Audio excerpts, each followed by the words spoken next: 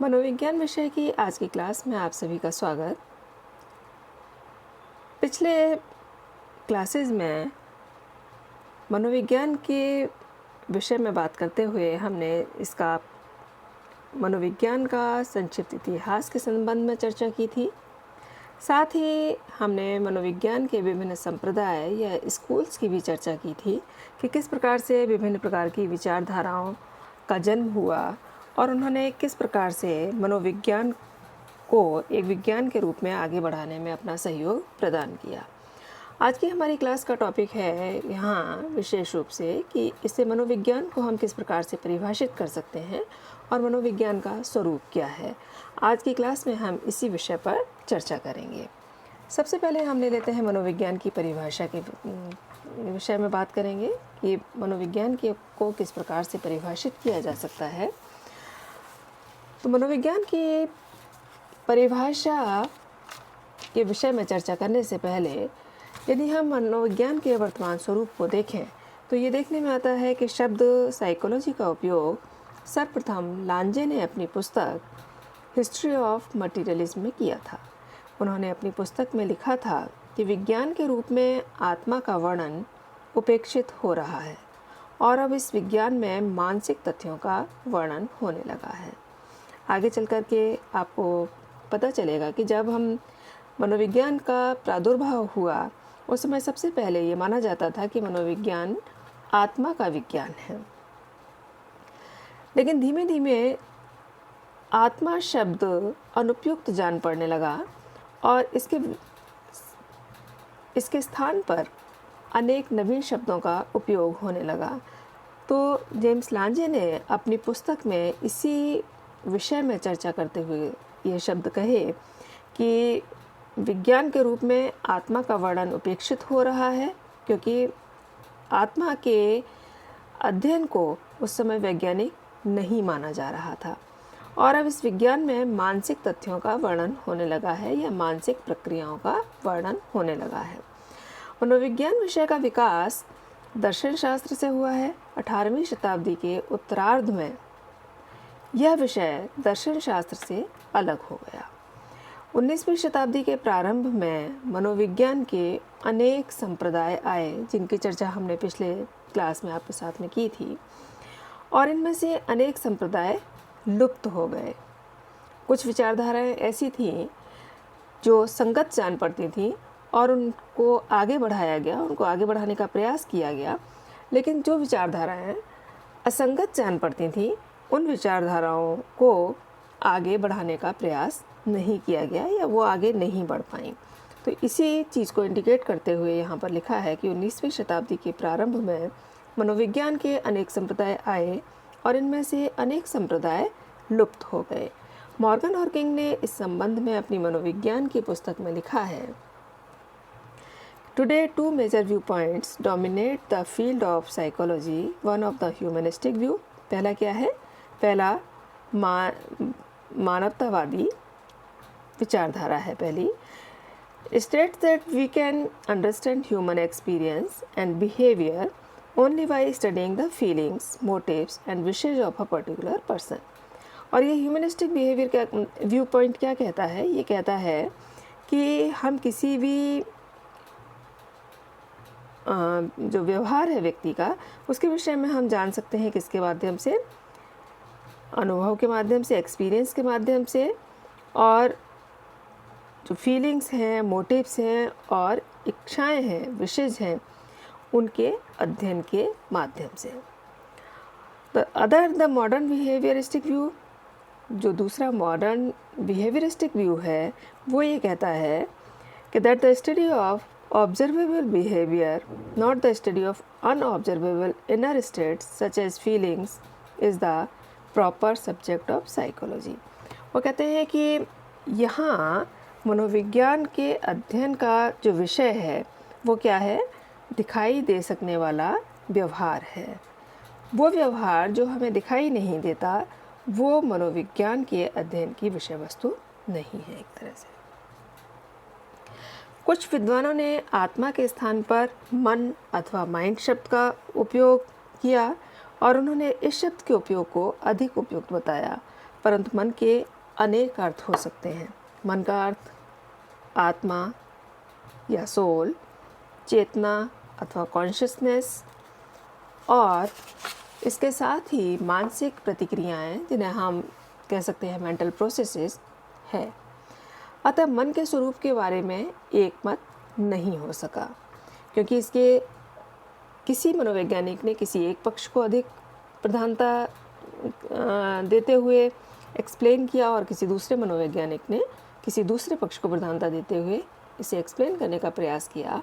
तो अलग अलग मनोवैज्ञानिकों ने इसे अलग अलग तरीके से एक्सप्लेन किया, इसलिए मन के स्वरूप के बारे में लोगों के बीच में एक मत नहीं हो सका। 20वीं शताब्दी के प्रारंभ से ही मनोविज्ञान की परिभाषा व्यवहार के विज्ञान के रूप में दी जाने लगी। मैकडूगल ने मनोविज्ञान की परिभाषा प्राणी की क्रियाओं और व्यवहार के विज्ञान के रूप में की है। प्राणी की क्रियाएं मीन्स प्राणी जो भी क्रियाएं करता है अथवा व्यवहार करता है, उसका वैज्ञानिक आधार क्या है, यह जानने से संबंधित है क्या मनोविज्ञान। इसके साथ ही यदि हम अन्य परिभाषाओं को लें तो यहाँ मैंने आप लोगों की सुविधा के लिए परिभाषाएं हिंदी और इंग्लिश दोनों में दी हैं, जिससे कि आप इसे भली प्रकार समझ सकें। तो दोनों ही तरह की परिभाषाएं यहाँ लिखी हुई हैं। ऊपर हिंदी में परिभाषा दी है और उसी को नीचे इंग्लिश में भी परिभाषित करने का प्रयास किया है। तो पहली परिभाषा है जे.बी. वॉटसन की। जे.बी. वॉटसन कहते हैं कि एक ऐसा मनोविज्ञान लिखना संभव है जिसकी व्यवहार के विज्ञान के रूप में परिभाषा की जा सके। तो वॉटसन ने व्यवहार का विज्ञान के रूप में इसको परिभाषित करने का प्रयास किया। पिल्सबरी के अनुसार सबसे अधिक संतोषजनक रूप में मनोविज्ञान की परिभाषा मानव व्यवहार के विज्ञान के रूप में की जा सकती है। मानव व्यवहार का क्या वैज्ञानिक आधार है, वो किस प्रकार से वैज्ञानिक रूप से हम उसके व्यवहार को किस प्रकार से समझ सकते हैं, तो पिल्सबरी ने भी इस विषय पर जोर दिया और इस रूप में ही मनोविज्ञान को परिभाषित करने का प्रयास किया। यहाँ हम आगे देख रहे हैं कि इन जिन मनोवैज्ञानिकों की परिभाषा हमने आपको बताई है, वॉटसन और उसके बाद में ब्राउन, पिल्सबरी, ये इन सभी मनोवैज्ञानिकों को, वुडवर्थ, इन सभी मनोवैज्ञानिकों के यहाँ चित्र भी दिए हुए हैं, जिससे कि आप भली प्रकार समझ सकें कि मनोवैज्ञानिकों ने इसे किस प्रकार से परिभाषित किया है और किस मनोवैज्ञानिक ने इसे किस रूप में परिभाषित करने का प्रयास किया है। वुडवर्थ के अनुसार मनोविज्ञान वातावरण से संबंधित व्यक्तियों की क्रियाओं का विज्ञान है। वातावरण से संबंधित मीन्स वातावरण, उसका चारों तरफ का जो वातावरण है वो व्यक्ति को किस प्रकार से प्रभावित करता है और उसके प्रभाव में आकर के व्यक्ति किस प्रकार से कार्य करता है, इसको वैज्ञानिक तरीके से समझना ही मनोविज्ञान का कार्य है विशेष रूप से। मैकडूगल के अनुसार मनोविज्ञान व्यवहार अथवा आचरण का विधायक विज्ञान है। उन्होंने उसे विधायक विज्ञान के रूप में कहा। और विधायक विज्ञान किसका है? ये व्यवहार अथवा आचरण का। व्यक्ति का आचरण भिन्न भिन्न होता है और वो क्यों होता है और किस रूप से हम उसे अध्ययन कर सकते हैं। एक ही व्यक्ति का विभिन्न वातावरण में विभिन्न प्रकार की परिस्थितियों में व्यवहार भिन्न भिन्न होता है, तो हम इसे किस प्रकार से समझ सकते हैं। मैकडूगल के अनुसार अगर हम इसको समझते हैं और वैज्ञानिक आधार पर समझते हैं तो इसी को हम मनोविज्ञान कह सकते हैं। उसके बाद में परिभाषा है एन.एल. मन की। मन का कहना है कि मनोविज्ञान मनुष्य के अनुभव के आधार पर व्याख्या किए गए आंतरिक अनुभव तथा बाह्य व्यवहार का विधायक विज्ञान है। एन.एल. मन ने इसको थोड़ा सा और विस्तार दिया और उन्होंने केवल इतना ही नहीं कहा कि व्यवहार का वैज्ञानिक आधार क्या है। उन्होंने इसके साथ में जो शब्द जोड़े वो था कि अनुभव के आधार पर व्याख्या किए गए आंतरिक अनुभव। हमारे आंतरिक अनुभव क्या हैं, उनको हम किसके आधार पर करेंगे? उनकी व्याख्या करेंगे अपने अनुभव के आधार पर, तथा बाह्य व्यवहार का विधायक विज्ञान है। और उस अनुभव के आधार पर जो उसमें व्यवहार के लक्षण दिखाई देते हैं उनका विधायक विज्ञान है क्या? मनोविज्ञान।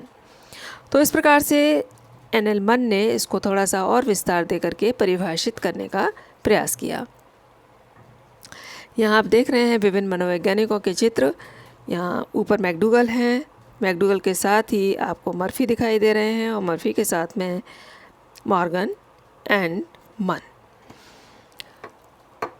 गार्डनर मर्फी के अनुसार मनोविज्ञान वह विज्ञान है जिसमें जीवित प्राणियों की उन क्रियाओं का अध्ययन किया जाता है जिनको हम वातावरण के प्रति तैयार करते हैं। तो गार्डनर मर्फी ने इस परिभाषा में कुछ थोड़ा सा नया जोड़ने का प्रयास किया और उन्होंने कहा कि मनोविज्ञान वह विज्ञान है जीवित प्राणी की उन क्रियाओं का अध्ययन किया जाता है जिनको हम वातावरण के प्रति तैयार करते हैं या वातावरण से एडजस्टमेंट करने के लिए हम जिस प्रकार के व्यवहार को अडॉप्ट करते हैं हम उसको हम क्या कह सकते हैं, मनोविज्ञान कह सकते हैं। वारेन के अनुसार मनोविज्ञान वह विज्ञान है जो एक प्राणी और परिवेश में परस्पर अंतर संबंध से सरोकार रखता है। प्राणी के चारों तरफ का जो वातावरण है और व्यक्ति के अंदर का जो वातावरण से संबंध है, उन दोनों के रिलेशन को ही हम क्या कह सकते हैं, मनोविज्ञान कह सकते हैं।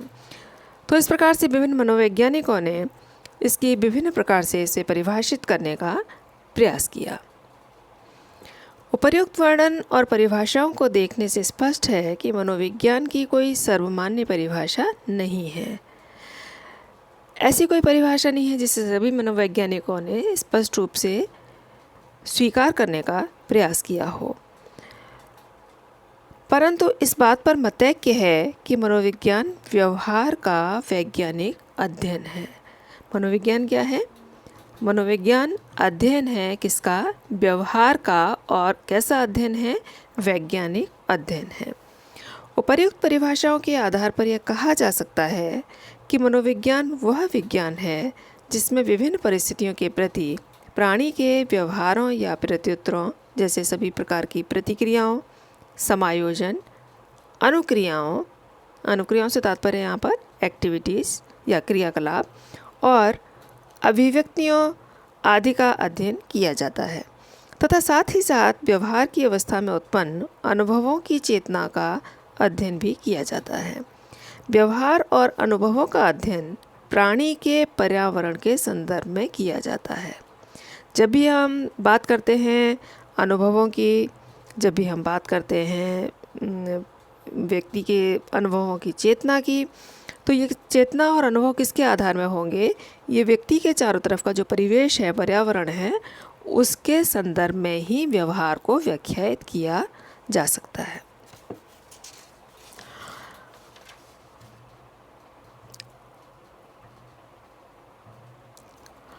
मनोविज्ञान के अर्थ और परिभाषाओं का विवरण देते हुए वुडवर्थ ने 1949 में लिखा है कि मनोविज्ञान ने सर्वप्रथम अपनी आत्मा का त्याग किया, क्योंकि प्रारंभ में मनोविज्ञान को आत्मा का विज्ञान कहा जाता था। तो आत्मा शब्द लेकिन उपयुक्त नहीं जान पड़ा, तो इसे चेंज किया गया। फिर उसने अपने मन को त्यागा। उसके बाद आत्मा के बाद में ये कहा जाने लगा कि मन का विज्ञान है मनोविज्ञान। तत्पश्चात अपनी चेतना को त्यागा। मनोविज्ञान के बाद, मन के बाद में जो परिभाषाएं आई वो उसमें ये कहा गया कि मनोविज्ञान क्या है? मनोविज्ञान व्यक्ति की चेतना का विज्ञान है। और अब व्यवहार के ढंग को अपनाए हुए है। अब वो कहते हैं कि इन सभी जो आत्मा है, मन है और चेतना है, इन सभी परिभाषाएं ये अब आउटडेटेड हो गई हैं या ये परिभाषाएं समीचीन नहीं जान पड़ती हैं, उपयुक्त नहीं जान पड़ती हैं। और अब हम किसका अध्ययन कर रहे हैं? अब हम व्यक्ति के व्यवहार किस प्रकार से करता है और क्यों करता है, इस विषय का हम अध्ययन करना चाहते हैं और वैज्ञानिक तरीके से हम अध्ययन करना चाहते हैं। यहाँ हम लगातार इस शब्द का उपयोग कर रहे हैं कि व्यवहार का वैज्ञानिक अध्ययन ही मनोविज्ञान कहा जा सकता है। तो फिर प्रश्न उठता है कि मनोविज्ञान क्या है? क्या वास्तव में ये एक विज्ञान है अथवा नहीं? क्योंकि जब हम वैज्ञानिकता की बात करते हैं तो उसके अध्ययन करने की विधियों की वैज्ञानिकता होना, उस विषय का वैज्ञानिक होना अत्यंत आवश्यक हो जाता है। तो इसी विषय को जानने के लिए मैंने कहा कि किसी भी विषय को विज्ञान तभी कहा जा सकता है जबकि उस विषय की विषय सामग्री में विज्ञान के आवश्यक तत्व उपस्थित हों। यदि उसमें विज्ञान के आवश्यक तत्व उपस्थित नहीं हैं तो उसे विज्ञान नहीं कहा जा सकता। मनोविज्ञान में विज्ञान के उपस्थित कुछ आवश्यक और प्रमुख तत्व इस प्रकार से हैं। पहला है मनोविज्ञान में वैज्ञानिक पद्धति। किसी भी विषय की जब हम बात करते हैं तो हम उसे विज्ञान तब कह सकते हैं जबकि उस विषय की अध्ययन पद्धतियाँ वैज्ञानिक हों। जिन पद्धतियों से हम कोई अध्ययन कर रहे हैं वो पद्धतियाँ किस प्रकार की हों, यदि वो साइंटिफिक हैं तो मेथड्स अगर साइंटिफिक हैं तो हम ये कह सकते हैं कि वो विज्ञान है। आधुनिक मनोविज्ञान की अधिकांश पद्धतियाँ वैज्ञानिक हैं। उदाहरण के लिए अगर हम देखें तो ये कह सकते हैं कि आधुनिक मनोविज्ञान की समस्याओं के अध्ययन में प्रयोगात्मक विधि का उपयोग पर्याप्त मात्रा में किया जा रहा है। समस्याओं के अध्ययन में प्रयोगात्मक विधि के अतिरिक्त निरीक्षण विधि, सांख्यिकीय विधियाँ, गणितीय विधियाँ, मनोमितीय विधियाँ आदि कुछ ऐसी वैज्ञानिक विधियाँ हैं जिनका उपयोग बहुधा मनोविज्ञान की समस्याओं के अध्ययन के लिए किया जाता है। दैहिक मनोविज्ञान के क्षेत्र में अगर हम देखें तो अधिक सूक्ष्म यंत्रों और शल्य चिकित्सा आदि का भी उपयोग दैहिक मनोविज्ञान की समस्याओं के अध्ययन के लिए किया जाता है। तो वैज्ञानिक विधियों द्वारा किए गए अध्ययनों के परिणाम भी वैज्ञानिक ही होंगे।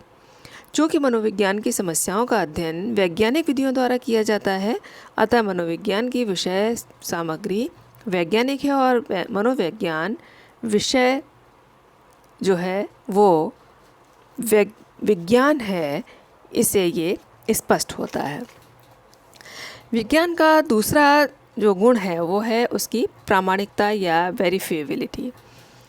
किसी भी विषय को विज्ञान तब कहना चाहिए जबकि उस विषय की विषय सामग्री में प्रामाणिकता का गुण विद्यमान हो।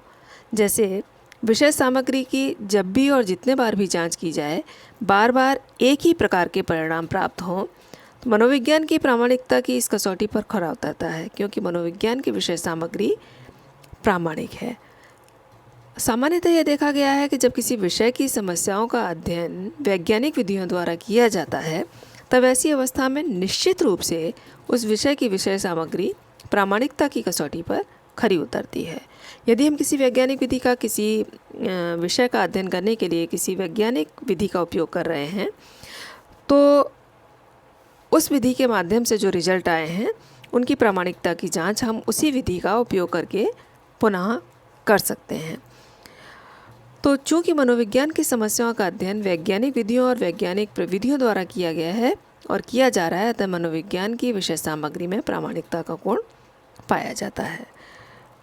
अगली जो इसकी विशेषता है वो है इसकी वस्तुनिष्ठता का गुण। जब किसी घटना का निरीक्षण उसके वास्तविक या सत्य रूप में किया जाता है और इस प्रकार के निरीक्षणों पर निरीक्षणकर्ता की जो अपनी विचारधारा है उसका कोई प्रभाव नहीं पड़ता है, वो पूरी तरह से निरपेक्ष रूप से इन चीज़ों का अध्ययन जब करता है तब हम ऐसे निष्कर्षों को या निरीक्षणों को वस्तुनिष्ठ निरीक्षण और प्राप्त परिणामों को वस्तुनिष्ठ परिणाम कहते हैं। इन परिणामों की एक पहचान यह है कि यदि किसी समस्या का अध्ययनकर्ता कर रहे हैं और सभी अध्ययनकर्ता एक ही निष्कर्ष पर पहुंचते हैं तो कहा जा सकता है कि प्राप्त निष्कर्ष वस्तुनिष्ठ हैं। प्रामाणिकता के लिए वस्तुनिष्ठता का गुण आवश्यक है। यदि परिणामों में वस्तुनिष्ठता का गुण नहीं है तो प्रामाणिकता का गुण भी नहीं होगा। मनोविज्ञान की जिन समस्याओं का अध्ययन किया जाता है और जिन विधियों का उपयोग किया जाता है उन समस्याओं के अध्ययन के लिए वो विधियाँ वस्तुनिष्ठ हैं। इसलिए हम ये कह सकते हैं कि मनोविज्ञान की जो विधियाँ हैं वो वैज्ञानिक हैं और मनोविज्ञान एक विज्ञान है। नेक्स्ट, भविष्यवाणी की योग्यता। वैज्ञानिक विषय में भविष्यवाणी की योग्यता भी पाई जाती है। भविष्यवाणी की योग्यता का अर्थ है कि आज यदि किसी व्यक्ति के व्यवहार का वैज्ञानिक अध्ययन किया जाता है तो इस अध्ययन के आधार पर यह भविष्यवाणी की जा सके कि भविष्य में यह व्यक्ति कैसा व्यवहार करेगा। और इसकी भविष्यवाणी तभी की जा सकती है जब अध्ययन पूर्ण रूप से वैज्ञानिक हो। चूँकि मनोविज्ञान की समस्याओं के अध्ययन वैज्ञानिक ढंग से और वैज्ञानिक विधियों के द्वारा किए जाते हैं, अतः मनोविज्ञान के अध्ययनों और नियमों के आधार पर भविष्यवाणी भी की जा सकती है और की जाती है। और इसका जो सबसे इम्पॉर्टेंट जो पॉइंट है वो है सार्वभौमिकता या यूनिवर्सलिटी। वैज्ञानिक विषय के सिद्धांत और नियम सार्वभौमिक होते हैं, वो देश काल की सीमाओं से परे होते हैं। ये सिद्धांत और नियम किसी भी देश और किसी भी काल में खरे उतरते हैं। किसी भी विषय के सिद्धांतों और नियमों का प्रतिपादन और अध्ययन यदि वैज्ञानिक पद्धतियों के द्वारा किया गया है और यदि यह सिद्धांत तथा नियम प्रामाणिक, वस्तुनिष्ठ और भविष्यवाणी की योग्यता रखते हैं तो निश्चय ही यह सिद्धांत और नियम सार्वभौमिक होंगे। चूँकि यह स्पष्ट किया जा चुका है कि मनोविज्ञान की अधिकांश समस्याओं का अध्ययन वैज्ञानिक पद्धतियों के द्वारा किया जाता है और मनोविज्ञान की विषय सामग्री में वस्तुनिष्ठता, प्रामाणिकता और भविष्यवाणी की योग्यता है, अतः हम यह कह सकते हैं कि मनोविज्ञान के सिद्धांत और नियम जिन विशेष परिस्थितियों में प्रतिपादित किए गए हैं उन विशेष परिस्थितियों में किसी देश या काल में खरे उतरते हैं या सार्वभौमिक हैं। तो इस प्रकार से अगर देखा जाए तो इन विशेषताओं के आधार पर हम ये कह सकते हैं कि मनोविज्ञान विज्ञान की एक शाखा के रूप में है।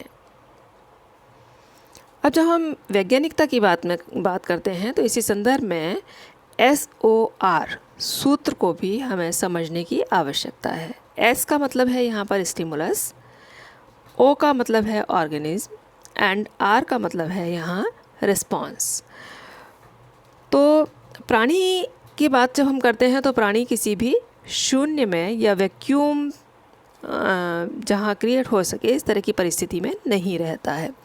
प्राणी जिस वातावरण में रहता है वो उसी वातावरण से उत्तेजना ग्रहण करता है। उसके चारों तरफ की परिस्थितियाँ उसे किसी कार्य को करने के लिए प्रवृत्त करती हैं, उत्तेजित करती हैं। और इन्हीं उत्तेजनाओं को हम क्या कह सकते हैं? उद्दीपक कह सकते हैं। इन उत्तेजनाओं के प्रति समय समय पर प्रतिक्रिया भी करता है। बहुत प्रकार की उत्तेजनाएं या उद्दीपक वातावरण में उपस्थित होते हैं, लेकिन प्राणी सभी उद्दीपकों के प्रति प्रतिक्रिया नहीं करता।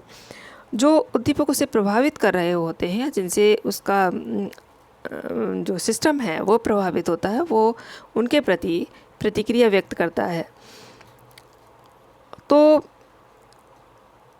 इस सब के आधार पर यह कहा जा सकता है कि मनुष्य की प्रतिक्रियाएं और व्यवहार उस वातावरण के उद्दीपकों के प्रति होता है। और इस चीज़ को समझने के लिए ये सूत्र दिया है SOR सूत्र। यहाँ SOR से मतलब है कि वातावरण में कोई उद्दीपक होगा, उद्दीपक मीन्स स्टिमुलस, O कोई प्राणी होगा और प्राणी और ये उद्दीपक जब रिएक्ट करेंगे तो यहाँ ये गलत लिखा हुआ है, प्राणी गलत टाइप हो गया है, इसकी जगह है, इसका मतलब है प्रतिक्रिया। तो वो इन दोनों के जब कोई उद्दीपक होगा और प्राणी होगा तो उस उद्दीपक से प्रभावित होकर के वो किसी न किसी प्रकार का प्रत्युत्तर देगा और इसी को उन्होंने नाम दिया है SOR सूत्र का। स्टिमुलस, ऑर्गेनिज्म एंड रिस्पॉन्स, इन तीनों के इंटरेक्शन के आधार पर ही हम व्यवहार को, इसी सूत्र को उन्होंने कहा है कि हम इसे इस प्रकार भी लिख सकते हैं R=F(S)O। इस सूत्र में R क्या है? R तो है रिस्पॉन्स या प्रतिक्रिया या अनुक्रिया, S है उद्दीपक या उत्तेजना, O प्राणी को इंडिकेट करता है, F फंक्शन को या प्रकार्य को इंडिकेट करता है, प्रदर्शित करता है, और दूसरे शब्द में अनुक्रिया या प्रतिक्रिया प्राणी का ही प्रकार या कार्य है। आधुनिक युग के वैज्ञानिक निम्न सूत्र को मानते हैं। ये सूत्र नीचे लिखा हुआ है R=F(OSE)। उपर्युक्त सूत्र के अनुसार प्रतिक्रिया प्राणी, उद्दीपक और वातावरण, E इंडिकेट करता है, यहाँ पर OSE लिखा हुआ है, ये E इंडिकेट करता है इन्वायरमेंट को, वातावरण को।